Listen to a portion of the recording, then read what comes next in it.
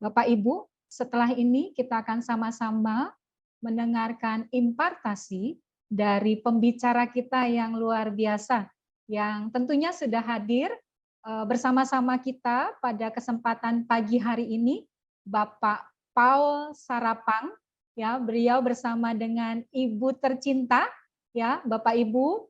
Sebentar saya akan menjelaskan profil beliau. Seperti pepatah mengatakan, tak kenal maka tak sayang. Ya, Bapak Ibu, Bapak Paul Sarapang mempunyai seorang istri yang bernama Ci Maria, kemudian mempunyai 2 orang anak yang cantik celita. Bapak Ibu bisa saksikan bersama-sama foto keluarga mereka, luar biasa Bapak Ibu. Anak beliau bernama Kenaya dan Andrea. Beliau menyelesaikan pendidikan formal beliau di S1 Fakultas Teknik Elektro Universitas Hasanuddin Makassar, kemudian melanjutkan jenjang pendidikan formal beliau di S2 di 2 universitas, ya, yang berbeda, di STT Jafrai Jakarta dan STT Baptis Jakarta, dengan jurusan yang sama, counseling, dan mendapatkan gelar MA dan MTH, luar biasa. Bapak Ibu, beliau juga mempunyai sertifikasi, yang pertama Certified Family Counseling, CFC di LK3 Jakarta, kemudian trainer kompetensi teknis bidang konseling dari BNSP, dan yang ketiga adalah asesor kompetensi bidang konseling dari BNSP juga.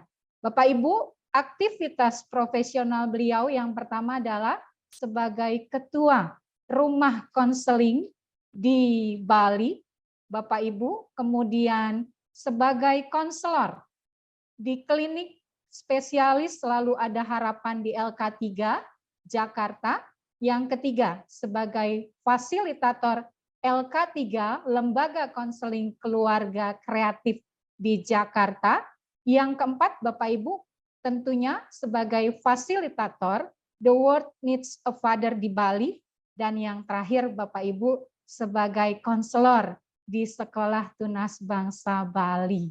Terima kasih, luar biasa. Selamat pagi, Shalom Bapak Ibu, terima kasih sudah hadir pada kesempatan pagi hari ini di tengah-tengah kesibukan profesional Bapak, ya, yang luar biasa padatnya.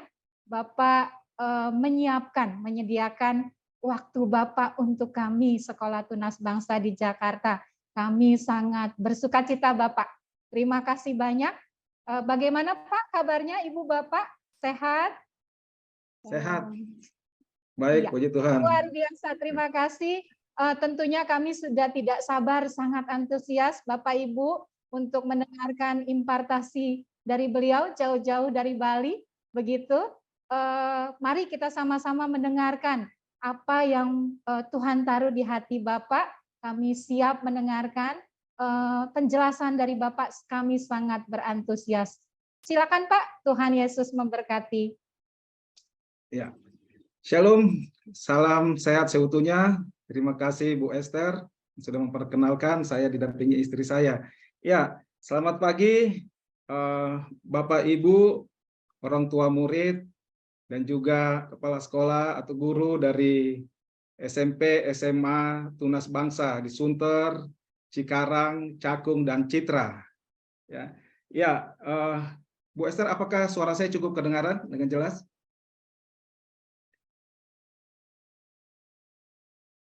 Oke, ya. Bapak Ibu, tadi kita sudah mendengarkan secara lengkap apa yang disampaikan oleh Pak Beta tentang bagaimana Bapak memberikan identitas bagi anak-anaknya. Ya, dan saya dalam waktu yang singkat ini juga tidak menjelaskan secara keseluruhan, hanya hal-hal tertentu saja yang mungkin nanti bisa menjadi diskusi kita, mungkin bisa kita stretching hal-hal tersebut. Yang pertama tadi dikatakan tentang kebingungan identitas.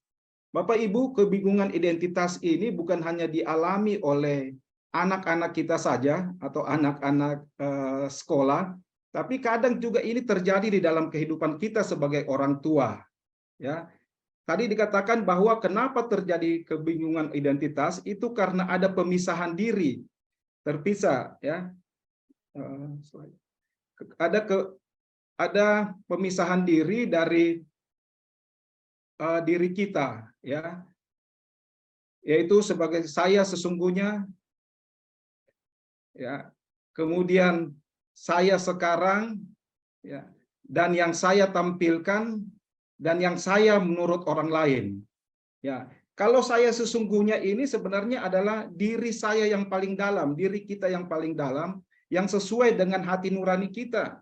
Jadi ini hati nurani yang seharusnya mendorong kita ya, bagaimana saya menurut Tuhan ya. Menurut Tuhan kan tadi kita juga bahas bahwa saya menurut Tuhan itu adalah suatu pribadi yang jujur, yang apa adanya, pribadi yang dahsyat, ajaib dan lain sebagainya. Kita sesungguhnya ini anak Allah ya, dan kita adalah DNA-nya Allah. Misalnya ya, saya ini adalah seorang yang terbuka, seorang yang bisa membicarakan atau menyampaikan apapun yang saya inginkan. Tetapi saya sekarang ini itu berbicara tentang diri yang saya tunjukkan dengan sikap dan tindakan yang dilihat orang setiap hari. Ya, misalnya saya seorang yang terbuka, tapi diri saya ini memilih untuk diam karena waktu kecil saya diminta untuk tidak boleh berbicara kepada setiap orang. Ya, tutupin kalau ada masalah, jangan ngomong kepada orang lain, aibmu jangan ngomong. Nah ini kadang-kadang dari pohon keluarga kita mempengaruhi kita sehingga mempengaruhi saya sekarang ini. Dan yang saya tampilkan adalah ya saya memilih yang untuk diam ya. Saya berdiam sehingga menurut orang lain saya ini adalah pendiam. Padahal sebenarnya saya ini orang yang terbuka, bisa menyampaikan apa saja. Nah itulah terjadi kebingungan identitas. Ya. Diri saya yang sesungguhnya. Ya. Ya. Tetapi misalnya yang saya tampilkan disesuaikan dengan apa orang lain pikir, misalnya supaya orang lain melihat saya orang yang mampu, saya orang yang sukses, saya orang yang kaya, sehingga saya membeli barang-barang yang mahal dan lain sebagainya. Ya. Nah ini yang terjadi, hal yang membingungkan identitas kita. Bapak Ibu saudara-saudara, kita perlu juga menolong remaja kita ya. Sini kan Bapak Ibu adalah punya anak SMP SMA itu masuk dalam remaja. Remaja itu umur 10 sampai dengan 20 tahun. Biasanya umur 10 sampai 13 itu disebut remaja awal, 14 sampai 17 itu remaja tengah, dan 18 sampai 20 itu remaja akhir. Nah, di sini anak-anak kita kadang terjadi gejolak di dalam dirinya. Sehingga kadang-kadang remaja kita katakan, ya, kenapa tidak boleh berbohong? Apakah sama sekali tidak boleh atau hanya tertentu saja untuk memenuhi keinginan kita? Kenapa tidak boleh merokok? Banyak orang melakukannya di sana. Kenapa tidak boleh berhubungan badan, berhubungan seks sebelum menikah? Apa salahnya? Bukankah itu hanya masalah kondisi fisik saja, kontak fisik saja? Ya, kenapa Tuhan larang? Nah, ini terjadi gejolak di dalam kehidupan remaja karena remaja itu dia sekarang sudah bisa melihat hal-hal yang abstrak. Kalau dulu dia SD di bawah 10 tahun dan katakan dia hanya melihat hitam putih, tapi sekarang dia bisa melihat hal-hal yang abstrak. Dia tahu Tuhan ada, tapi kenapa ada orang miskin, ada orang jahat, kenapa Tuhan tidak menolong dia dan lain sebagainya. Nah, ini ada terjadi pengujian di dalam kehidupan remaja-remaja kita. Anak remaja ini butuh penjelasan yang dapat diterima oleh akal sehat mereka. Bagaimana kita menolong mereka sehingga mereka bisa mengetahui arah yang benar. Bagaimana mereka boleh melihat sehingga tidak terjadi kebingungan identitas di dalam kehidupan mereka. Nah, ini nanti kita bisa bahas dalam sesi tanya jawab ya. Kenapa ini bisa terjadi kebingungan identitas? Tadi dikatakan bahwa ada pemisahan dalam diri kita yang seharusnya kita, apa yang kita pikirkan, apa yang kita katakan, apa yang kita lakukan itu menyatu. Seminimal mungkin tidak ada pemisahan dari saya sesungguhnya, saya sekarang, yang saya tampilkan dan menurut orang lain. Itu yang dikatakan dengan integritas. Ya. Nah, yang berikut adalah identitas utama. Tadi juga dikatakan identitas utama. Saudara-saudara, di dalam Galatia 4 ayat 7, jadi kamu bukan lagi hamba, melainkan anak. Jikalau kamu anak, maka kamu juga adalah ahli waris oleh Allah. Saudara-saudara, kita semua dan anak-anak kita itu adalah anak-anak Allah. Tadi dikatakan identitas utama adalah kita adalah anak Allah yang hidup. Allah itu bukan hanya sebagai pencipta alam semesta. Allah itu bukan hanya sebagai Allah yang berkuasa. Tapi Allah itu, dia juga adalah Bapa kita. Kalau kita anak, tentunya kita punya DNA-nya Allah. Ya, anak saya, kalau dites saya, itu DNA saya itu turun kepada anak saya. Jadi ada bagian, ada DNA Allah di dalam kehidupan kita. Jadi ketika kita menyadari identitas utama kita yang sebenarnya, ya kita akan terus, ya kita akan merasa aman, tidak merasa terancam. Kadang kita orang tua merasa tidak nyaman, kita berpikir saya ini orang yang penuh kekurangan, saya ini orang yang tidak berhasil dalam mendidik anak, saya ini orang yang gagal di dalam hal masa depan untuk anak-anak saya dalam pekerjaan dan lain sebagainya. Saudara-saudara, kita adalah anak Allah. Anda dan saya berasal dari keluarga yang tepat. Dan Bapa kita menciptakan kita semuanya. Kita harus tahu identitas kita adalah anak Allah. Anak-anak kita perlu tahu bahwa mereka punya identitas sebagai anak Allah. Saya sering katakan kepada anak saya, kamu adalah anak Allah. Apapun yang kamu hadapi, pergumulan, masalah yang akan kamu hadapi, kamu harus tahu bahwa kamu adalah anak Allah. Allah yang akan menolong kamu, dan Allah yang membuat kamu menjadi pemenang. Saudara-saudara, kalau kita tahu identitas utama kita sebagai anak Allah, pasti ini akan mengubah pemikiran kita, ya, sehingga bisa kita katakan, anak-anak kita katakan, saya dapat melakukan perkara bersama dengan Tuhan. Saya diciptakan ajaib dan saya adalah orang yang menang. Saya berbicara, saya bersikap seperti pemenang. Dan kita perlu memahami, anak-anak kita perlu memahami identitas utama. Yang berikutnya adalah identitas sekunder. Nah, identitas sekunder ini berbicara, tadi dikatakan oleh Pak Beta, bahwa perpaduan masa lalu, masa sekarang, dan masa depan.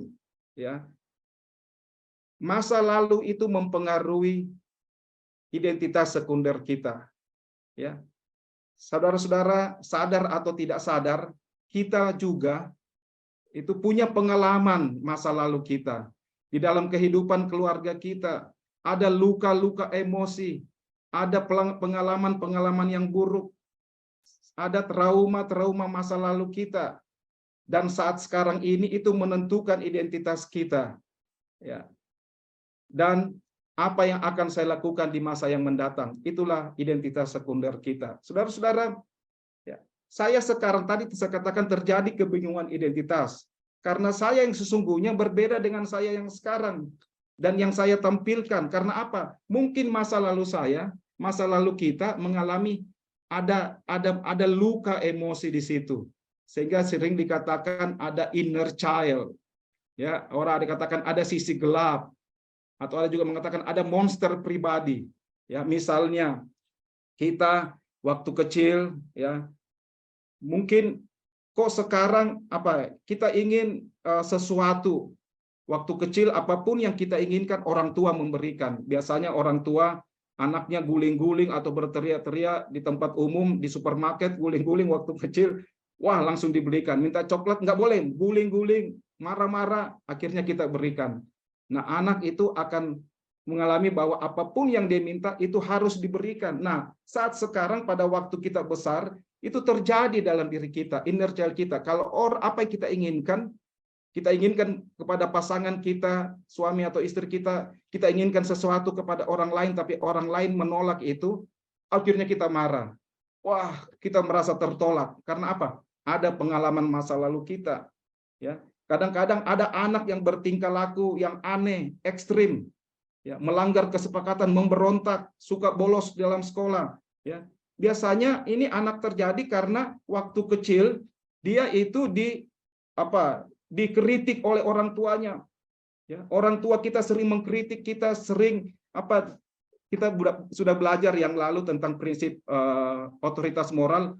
Orang tua yang diktator ini menimbulkan anak yang ekstrim, yang memberontak dan lain sebagainya. Ada anak yang tampil sesuai menuruti semua permintaan orang lain. Dia tidak mau konflik, diminta tolong, ayo lakukan. Ya, walaupun perasaan di dalamnya itu berbeda. Ya, ini biasanya yang saya katakan tadi, jangan ngomong-ngomong kepada orang lain. Ya, kamu harus bersikap baik, kamu harus semua tampil baik depan orang, padahal di dalamnya ada marah, ada kemarahan dan lain sebagainya. Sehingga dengan pasangannya dia punya keinginan terhadap pasangannya, tapi dia nggak boleh karena dari masa lalunya jangan suka ngomong kemarahanmu atau aibmu kepada orang lain, akhirnya dia nggak ngomong kepada pasangannya. Pasangannya katakan, kenapa kamu berbeda, berubah? Kamu marah ya? Enggak, saya enggak marah. Nah ini biasanya, ya, anak kita mau selalu bertampil baik di depan orang. Banyak sekali saudara-saudara anak yang perfeksionis, harus sempurna. Biasanya ini yang anak yang selalu dihina, ditertawakan pada masa lalunya. Ya, anak yang anak yang selalu disalahkan atau menjadi kambing hitam di dalam setiap masalah. Ya, ini bertumbuh menjadi pribadi yang selalu merasa salah. Dia akan selalu menjadi penyebabnya dan dia akan selalu minta maaf. Pasangannya selingkuh, maaf ya, ini salah saya, padahal sebenarnya ada masalah di dalam masa lalunya. Ya, anak yang waktu kecil diabaikan, tidak dilibatkan atau dikucilkan, biasanya bertumbuh menjadi pribadi yang dia selalu berusaha keras untuk menolong orang lain. Bahkan kadang-kadang mengorbankan diri sendiri, mengorbankan keluarganya untuk menolong orang lain, biasanya muncul seperti itu. Saudara-saudara, inilah ya sehingga nilai-nilai kita sekarang, identitas sekunder kita itu terjadi seperti sekarang. Karena apa? Ada masalah di dalam masa lalu kita. Jadi kita perlu, tadi dikatakan perlu memfilter masa lalu kita, menyaring masa lalu kita, memulihkan masa lalu kita. Ada luka-luka di dalam masa lalu kita. Nah, itu yang harus kita pulihkan, saudara-saudara. Ya. Nah, juga kita berbicara tentang nilai-nilai. Ya. Jadi orang tua atau para ayah khususnya tadi dikatakan bahwa perlu menolong anak-anak supaya menghindari kebingungan identitas anak kita. Kalau kita yang bingung secara identitas, kita perlu pulihkan juga identitas kita. Jangan sampai kita juga seperti bingung dalam identitas. Kita tampilkan apa yang orang lain inginkan. Ada masalah dalam gambar diri kita, masalah dalam rasa percaya diri kita. Ya, perlu memfilter masa lalu, memilih menanamkan nilai-nilai keluarga yang benar. Setiap kita perlu membuat nilai-nilai keluarga, tadi Pak Beta sudah sampaikan, sehingga nilai-nilai ini yang mendorong menuntun kita dalam berrelasi dengan keluarga dan orang lain yang berbeda dengan keluarga yang lain. Memilih teman-teman, table of support, ya, dan menolong anak-anak kita mengambil pilihan-pilihan yang benar dan memandu misi keluarga. Tugas kita sebagai orang tua, khususnya ayah sebagai pemimpin, hal ini sangat penting kita lakukan untuk menolong anak-anak kita. Saudara-saudara, Amsal 22 ayat 6 katakan, didiklah orang muda menurut jalan yang patut baginya, maka pada masa tuanya pun ia tidak akan menyimpang daripada jalan itu. Saya kira itu yang menjadi penyampaian saya. Ya, terima kasih. Saya silakan kepada Ibu Esther. Ya. Terima kasih kepada Bapak Paul Sarapang yang telah memberikan paparan materi yang sangat menarik, Pak, pada siang hari ini, yaitu berbicara tentang prinsip identitas dalam membangun generasi yang tangguh. Terima kasih juga kepada Ibu C. Maria yang sudah mendampingi Bapak, luar biasa ya. Bapak dan Ibu sudah berkenan hadir untuk menyampaikan paparan materi yang sangat menarik pada hari ini. Baik, Bapak Ibu pasti juga diberkati semua ya oleh apa yang disampaikan oleh Bapak Paul Sarapang. Bagaimana setiap kita boleh diteguhkan pada hari ini bahwa kita memiliki Allah Bapa yang memberikan identitas buat setiap kita. Identitas utama kita adalah anak Allah. Allah mengutus kita untuk menjadi duta kerajaan Allah. Dan kita memiliki tugas untuk mendatangkan kerajaan Allah di setiap area kehidupan kita, khususnya di dalam keluarga kita. dengan menjadi terang dan garam, dan tentunya dengan menjalankan prinsip-prinsip yang sesuai dengan kebenaran firman Tuhan. Baik Bapak Ibu, sebentar lagi kita akan memasuki sesi tanya jawab. Namun sebelum kita memasuki sesi tanya jawab, ada beberapa hal yang akan saya informasikan kepada Bapak Ibu. Yang pertama, pastikan Bapak Ibu tetap stay di Zoom ini, dan bagi Bapak Ibu yang ingin memberikan pertanyaan, silahkan. Bapak Ibu dapat menuliskannya pada kolom chat dan ditujukan kepada admin kami. Dan informasi yang kedua adalah, Bapak Ibu, pada saat sesi tanya jawab berlangsung, akan dibagikan link absensi. Bapak Ibu dapat klik link absensi tersebut sebagai pernyataan bahwa Bapak Ibu hadir pada pertemuan hari ini. Ya, baik Bapak Ibu, ternyata sudah banyak pertanyaan yang masuk kepada saya, ya. Baik, saya bacakan ya Bapak Ibu, Pak Paul dan Ibu C. Maria untuk pertanyaan yang pertama. Oke, nanti bantu jawab juga ya Ibu C. Maria ya. Oke, siap. Ya, kita bacakan ya Bapak Ibu, pertanyaannya adalah, di dalam keluarga kami ada satu anak saya. Kebetulan satu anaknya tidak bersekolah di Tunas Bangsa ya. Memiliki pemikiran bahwa semua agama itu baik. Jadi ada sedikit perdebatan soal identitas kita sebagai anak Allah. Karena di lingkungan keluarga kami ada beberapa kepercayaan yang kami anut. Anak kami sejak kecil terbiasa melihat kebiasaan ibadah yang berbeda-beda. Bagaimana menanggapi hal ini, Pak? Ya, mungkin dari yang pertama saya minta Pak Paul dulu ya, untuk boleh bantu menjawab. Silakan, Pak. Ya, terima kasih. Ya, pertanyaannya ada menganggap ya ada masalah di dalam identitas. Perlu dipahami bahwa saya katakan tadi, anak kita itu bertumbuh. Ini berarti ada pertumbuhan di dalam kehidupannya. Ya, ada pembangunan. Dulu mungkin dia masih anak-anak, dia masih hitam putih, tapi ini sudah melihat secara abstrak. Sehingga saya katakan tadi ada pengujian, masa pengujian di dalam, ada pergolakan di dalam masa remaja. Ya, baik secara rohani, ya, secara fisik, emosi, ya, hormonal dan lain sebagainya. Emosinya juga berubah. Kadang-kadang semakin anak tiba-tiba sedih, marah, bad mood dan lain sebagainya. Nah, perlu kita pahami sebagai orang tua bahwa ini adalah perkembangan anak-anak kita. Kalau anak, saya katakan tadi, ada anak yang katakan, kenapa harus ke gereja? Bukankah Tuhan ada di mana-mana?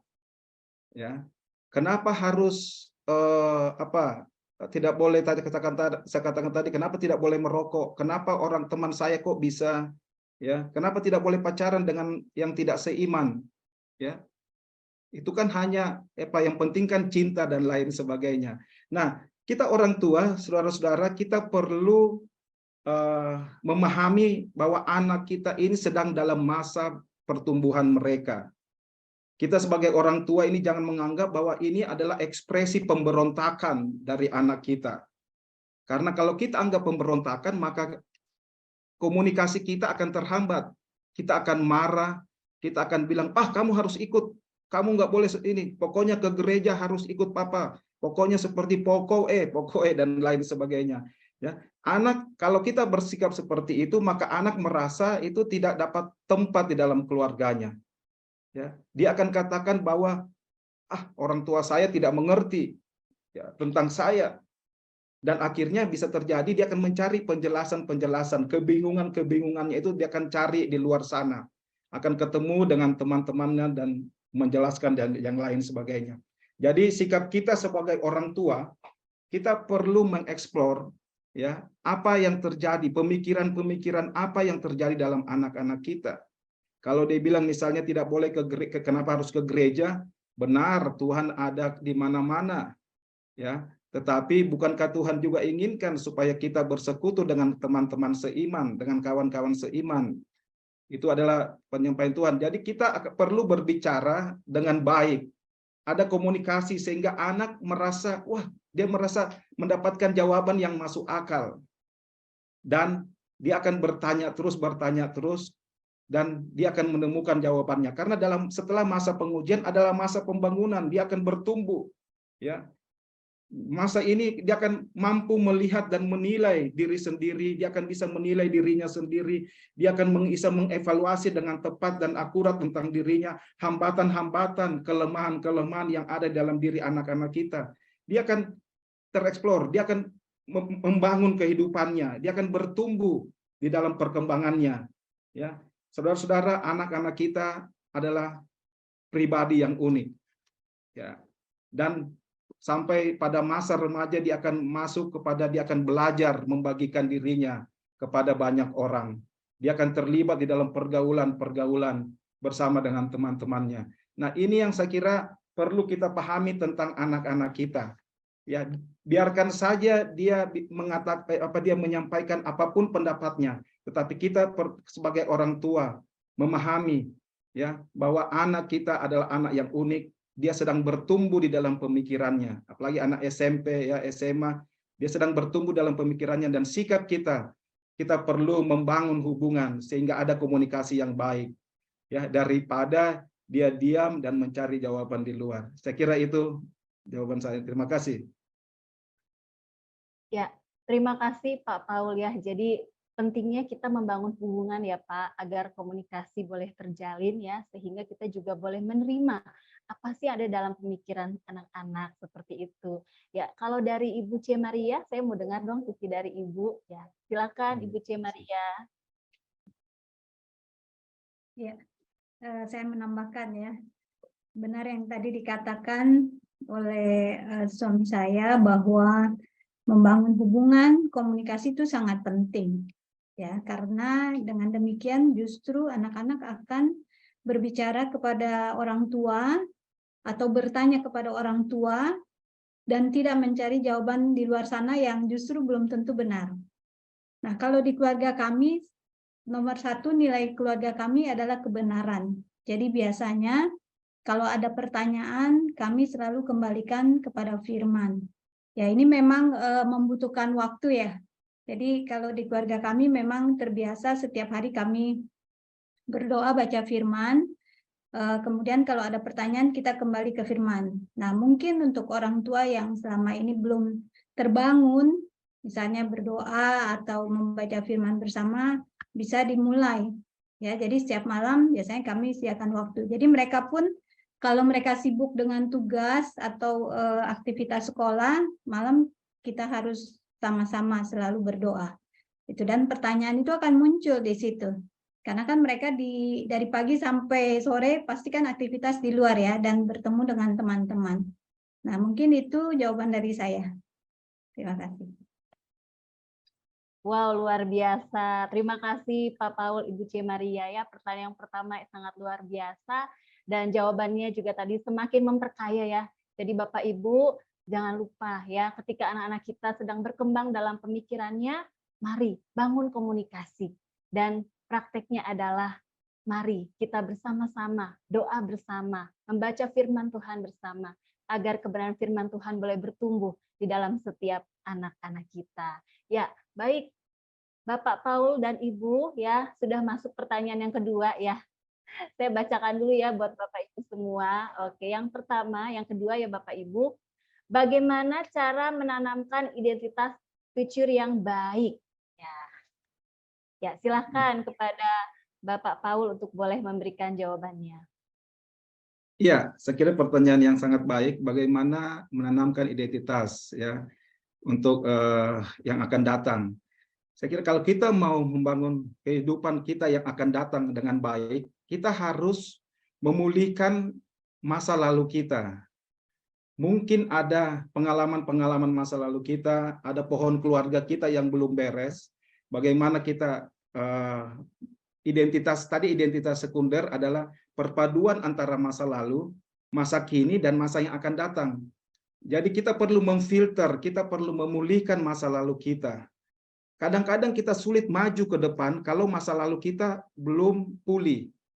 Ya, kadang-kadang kita misalnya kita merasa sulit sekali kalau tertolak. Ada orang menolak kita sulit, kita marah.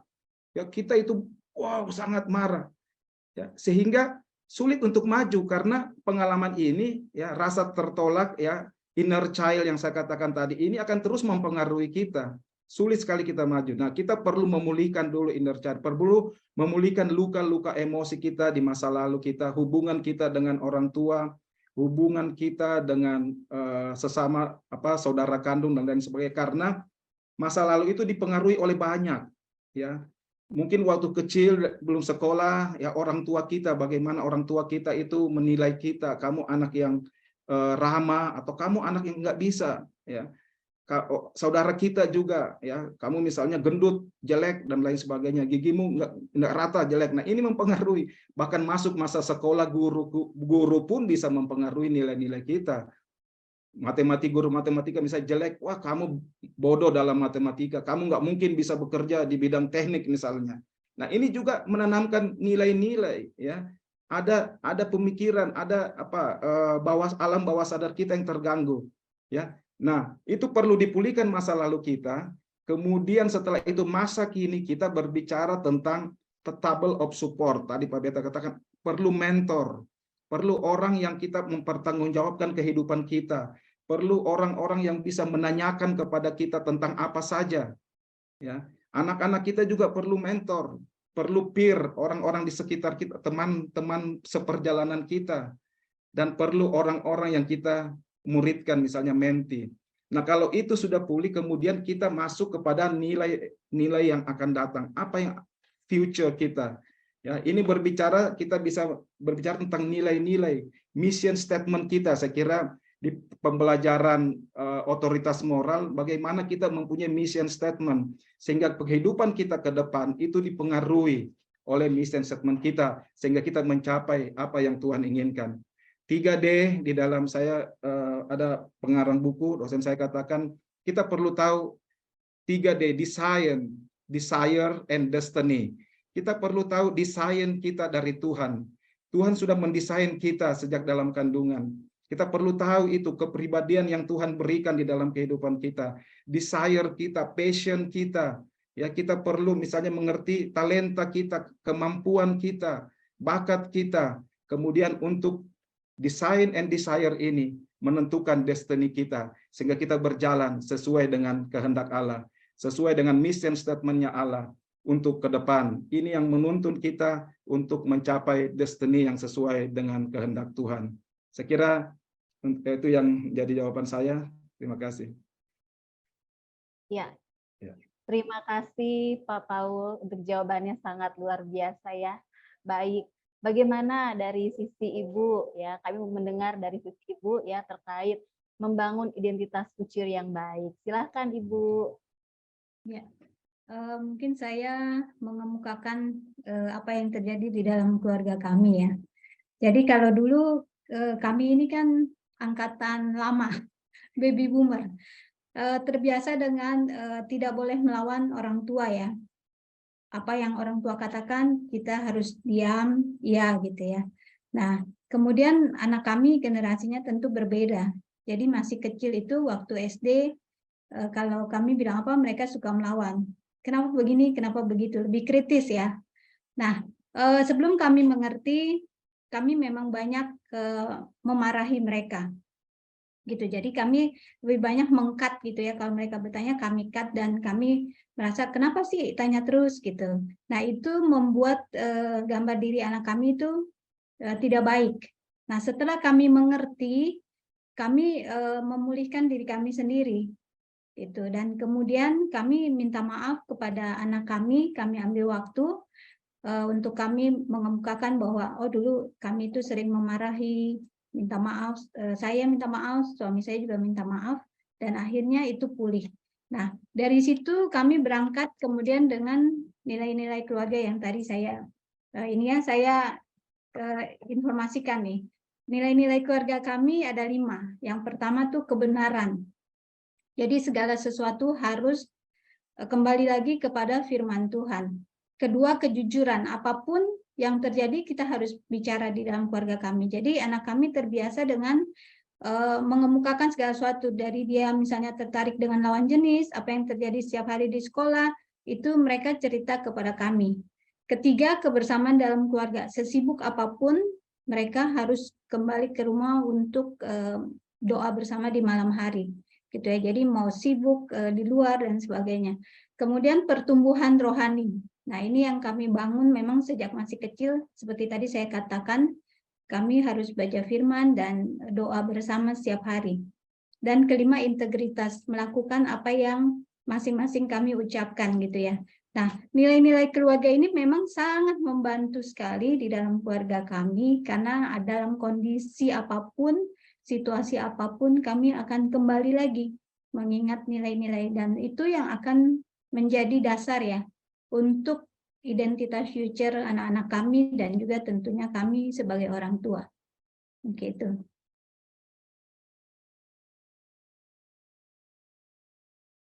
Wow, luar biasa Bapak Paul dan Ibu ya. Jawabannya sangat-sangat inspiratif sekali Bapak Ibu ya. Kalau tadi kita mendengar dari Pak Paul ya, bagaimana kita belajar untuk memulihkan masa lalu ya.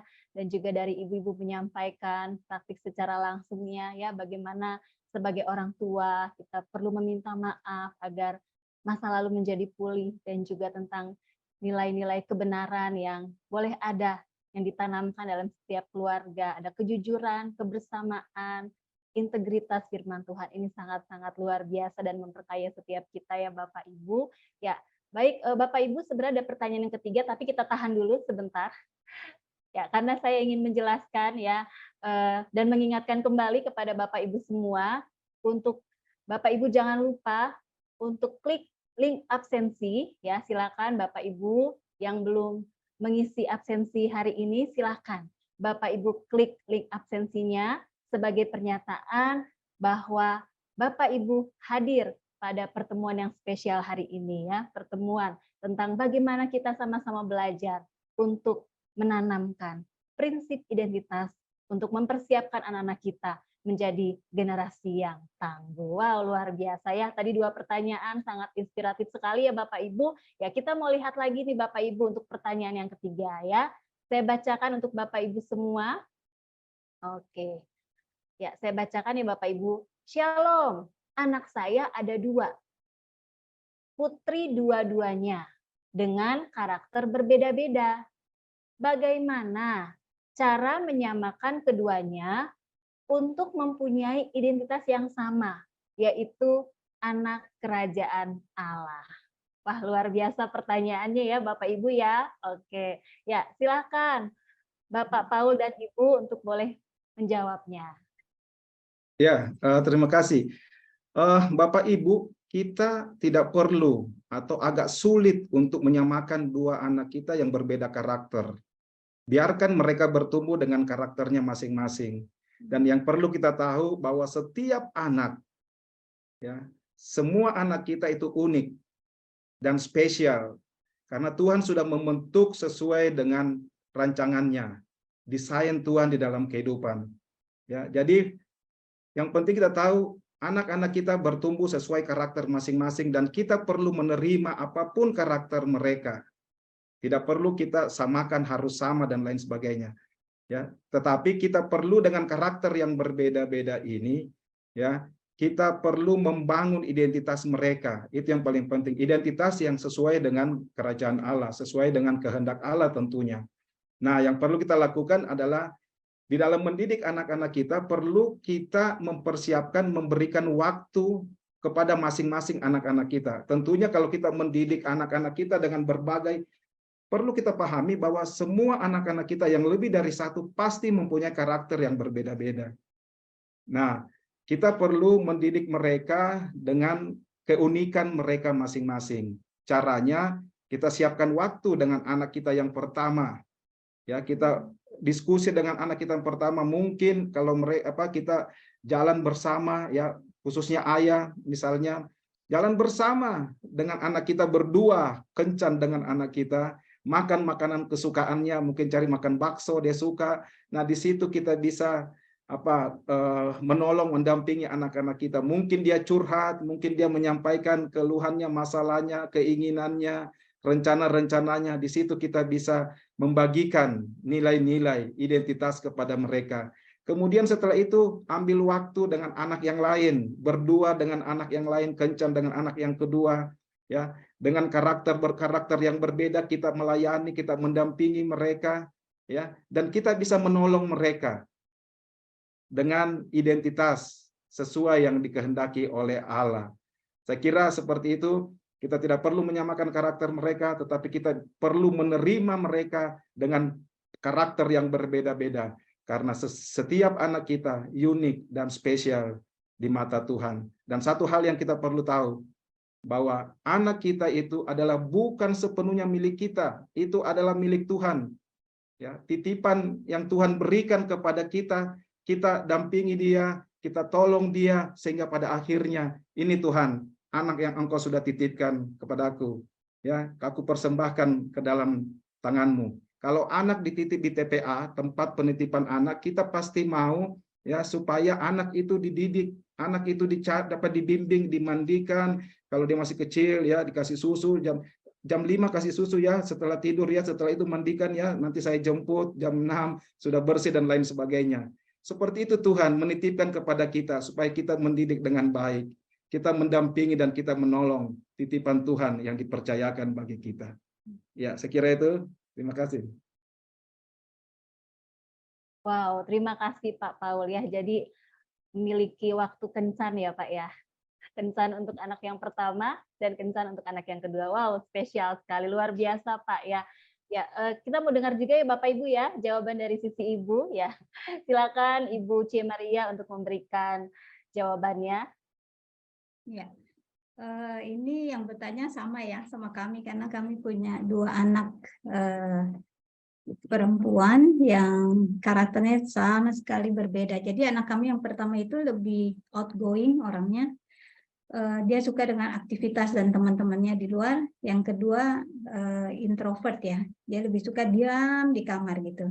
Katanya selama wifi menyala ya nggak masalah gitu ya di kamar. Ya, jadi memang tidak bisa menyamakan, bahkan itu memperkaya ya. Ya anak kami yang kedua suka bertanya, gimana sih kalau begini, kalau di luar temanku begini ya, itu sangat membantu gitu. Jadi memang kita tidak bisa menyamakan atau mau menjadikan sama gitu. Seperti yang tadi suami saya informasikan, Paul bilang ada waktu khusus untuk mereka. Kalau anak kami yang kedua itu senang nonton dia. Jadi apalagi ini ya, anak sekarang suka Marvel gitu ya. Nah, daripada dia nonton dengan siapa yang kita tidak tahu gitu kan temannya. Jadi kalau ada film baru, dia akan bilang, "Pak, aku mau nonton," gitu. Nah, memang harus disiapkan waktu.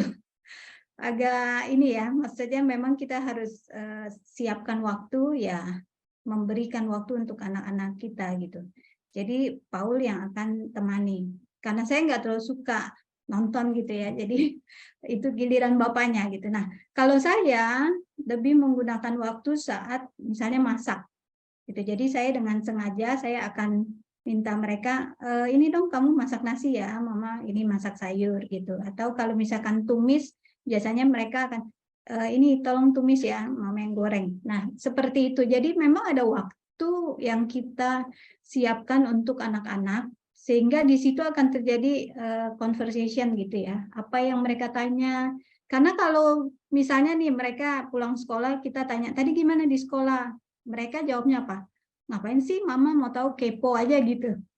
Jadi kita tidak bisa dengan sengaja menanyakan. Nah, di saat-saat misalnya nonton atau makan, masak. Nah, di situ kita bisa ngobrol lebih santai dan mereka juga akan bercerita gitu. Mungkin itu ya, waktu komitmen dari orang tua memang sangat dibutuhkan oleh anak-anak masa sekarang. Ya, semoga menjawab. Terima kasih. Wow, luar biasa Pak Paul dan Ibu. Sangat-sangat menjawab Ibu ya. Jadi kami semakin diteguhkan kembali, dikuatkan kembali bahwa kebersamaan, ya, memberikan waktu untuk anak-anak itu adalah hal-hal yang sangat penting. Apalagi anak-anak kita ya, seiring dengan berjalannya waktu mereka akan dewasa, mereka akan menemukan kehidupannya nanti. Jadi selama kita masih diberi kesempatan untuk bersama dengan anak kita, mari kita memberikan waktu ya Bapak Ibu ya. Kalau tadi saya mendengar dari apa yang sudah disampaikan oleh Pak Paul dan Ibu ya, bagaimana mengatur strategi ya, kalau Bapak ya bisa memberikan waktu untuk mengajak nonton ya, kalau Ibu memberikan kesempatan ya berbicara, ngobrol lewat memasak. Wah, itu luar biasa ya Bapak Ibu ya, satu kekompakan yang luar biasa. Memang sepertinya aktivitasnya berbeda, tetapi sebenarnya tujuannya sama, yaitu bagaimana menciptakan kebersamaan sehingga anak-anak bisa cerita dengan nyaman, ya, dengan sesuatu yang mereka akan berani terbuka. Ya, berbeda kalau misalnya pulang sekolah terus kita tanya gitu ya, hari ini bagaimana, pasti mereka tidak akan mau menjawab gitu ya, karena mungkin sudah lalu dan sebagainya. Tetapi kalau kita berusaha memberikan waktu, ya, menciptakan kesempatan, kebersamaan, maka jalinan komunikasi itu akan terjalin dengan sungguh sangat luar biasa. Dan tentu hal itu akan diingat sama anak-anak kita. Ketika nanti dewasa mereka akan cerita bahwa kebersamaan yang diberikan oleh papa mama itu tertanam di dalam setiap kehidupan mereka. Wow, luar biasa ya Bapak Ibu ya, sangat inspiratif sekali. Ya, baik, kita akan membacakan lagi ya Bapak Ibu untuk pertanyaannya. Pertanyaan yang berikutnya. Oke, ya baik-baik ya, kita bacakan pertanyaannya. Untuk pertanyaan pertama sepertinya belum terjawab tepat sasaran, hanya penjelasan secara general. Mohon diberi contoh nyata dalam kehidupan sehari-hari. Seperti pertanyaan pertama, saat anak bertanya agama semua baik, kenapa harus mengikuti Kristen? Kalimat apa yang harus disampaikan ke anak sebagai jawaban atas pertanyaan tersebut? Wah, ini luar biasa nih pertanyaannya Bapak Ibu ya. Oke, baik-baik ya. Terima kasih Bapak Ibu luar biasa untuk pertanyaannya ya. Saat anak bertanya agar agama semua baik, kenapa harus mengikuti Kristen? Wah, ini luar biasa ya. Silakan Bapak Paul dan Ibu C. Maria untuk memberikan jawabannya. Ya, mohon maaf kalau tadi tidak sempat dijawab dengan tegas tentang hal ini. Ya, saya kira sebagai orang tua kita juga perlu bijak menyampaikan dengan akal yang baik dan bisa diterima oleh akal sehat anak-anak kita. Bisa aja kita katakan memang semua agama mengajarkan yang baik, tetapi tidak semua agama ada Tuhan Yesusnya. Ya, nah kita perlu jelaskan kenapa ya, apa yang dilakukan Tuhan Yesus. Ya, firman Tuhan mengatakan bahwa tidak ada di bawah kolong langit ini, yaitu kan bahwa hanya Yesus yang bisa menolong, bisa memberikan jalan keselamatan. Ya, kematian Tuhan Yesus menghapus segala dosa-dosa kita. Yesus ada di dunia ini. Kita semua manusia berdosa, tetapi pada saat Allah memberikan anaknya yang tunggal yaitu Yesus Kristus datang ke dunia ini, segala dosa-dosa kita ditimpahkan kepada Yesus. Dan Yesus sudah menanggung dosa-dosa kita di kayu salib. Pada hari yang ketiga dia bangkit. Dan pada saat kita menerima Tuhan Yesus, maka kita akan diselamatkan. Hanya Yesus yang sanggup membuat kita menerima keselamatan hidup yang kekal daripada Tuhan. Saya kira perlu kita sampaikan kepada anak-anak kita. Apa peranan Tuhan Yesus? Kenapa Tuhan Yesus ada di dunia ini? Ya, apa yang dilakukan oleh Tuhan Yesus? Ya, tidak di agama manapun tidak ada orang yang Allah yang menjadi manusia yang mati untuk menggantikan dosa-dosa manusia. Supaya kita manusia yang percaya kepadanya tidak binasa tetapi beroleh hidup yang kekal. Saya kira itu yang bisa kita bagikan kepada anak-anak kita. Ya. Ya, terima kasih Pak Paul. Sangat detail sekali ya jawabannya. Ya, kami mau dengar dari Ibu C. Maria. Silakan Ibu untuk memberikan jawabannya. Ya, kalau untuk ini kami memang waktu mereka masuk SMP, kami secara khusus menceritakan tentang keselamatan ya.